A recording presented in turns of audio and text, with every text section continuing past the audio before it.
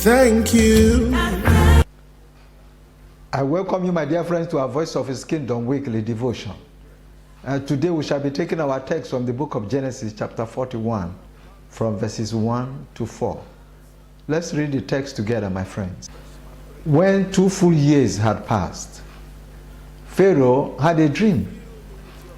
He was standing by the Nile when out of the river there came up 7 cows, sleek and fat, and they grazed among the reeds.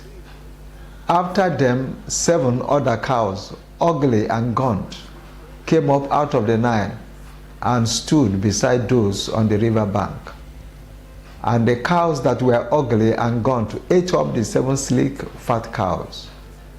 Then Pharaoh woke up from his dreams. Let's look at the background of our text. This is an interesting passage of scripture, my dear friends.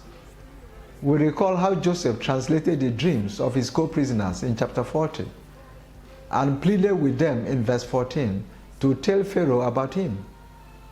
He said to them, "But when all goes well with you, remember me and show me kindness. Mention me to Pharaoh and get me out of this prison." Well, as is usual with people in life, the cupbearer got back to his job and forgot about Joseph. So Joseph remained there for another 2 years. That is 24 months. But it took God to give Pharaoh a perplexing dream for Joseph to be remembered. At that point, the chief cupbearer said to Pharaoh about his encounter with Joseph, the young Hebrew, "We told him our dreams, and he interpreted them for us, giving each man the interpretation of his dream." Joseph interpreted Pharaoh's dream, which eventually resulted in the promotion of Joseph as a ruler in Egypt. However, our key focus here is not on Joseph's gifts of interpretation or his promotion, but on the fact that it took 2 years. It took time for this to happen. God acts his own script, my dear friends, and brings his purpose to pass in his own time. A song we sing in church says, in his time, he makes all things beautiful in his time. Lord, please show me every day, as you are teaching me your ways, that you will do just what you say in your own time. Ecclesiastes chapter 3 verse 1, it says, "There's an appointed time for everything, and there is a time for every event under heaven." My friends, it is important to note and remember this truth as we walk and relate with our God. The hidden reality is this, that God is sovereign over all of creation and has proposed events and activities along the line of his own plans. Joseph would have wished to be out of the prison sooner, would have wished that his fellow prisoners who were released ahead of him had told Pharaoh about him sooner. But God waited for the right time, which was 2 years after. That was God's time. And God's time is always the right time.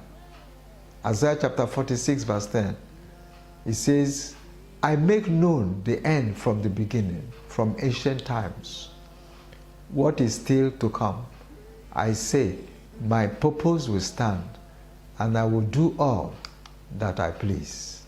So, my friends, let's look at the application from our lessons. You know, my mother used to encourage me those years when things were difficult in the family. And she would say to me that the head that is alive is waiting for something. Be patient. So the Bible teaches that we should pray a prayer of faith, and God will answer us in Matthew 7 verse 7. But what it doesn't say is the timing of the physical or the material receipt of the answer. Psalm 27, 13 and 14. It says, "I am still confident of this. I will see the goodness of the Lord in the land of the living." Wait for the Lord. Be strong and take heart and wait for the Lord. So, my dear friends, Joseph expected God's intervention maybe earlier than God did. But one thing he did was to wait patiently for God's time.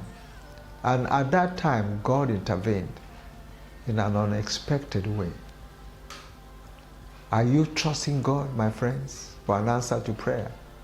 Just like Joseph? The psalmist advises in Psalm 27, 13 and 14 to wait for God's sovereign timing. Be strong, my friend, and wait for God to act.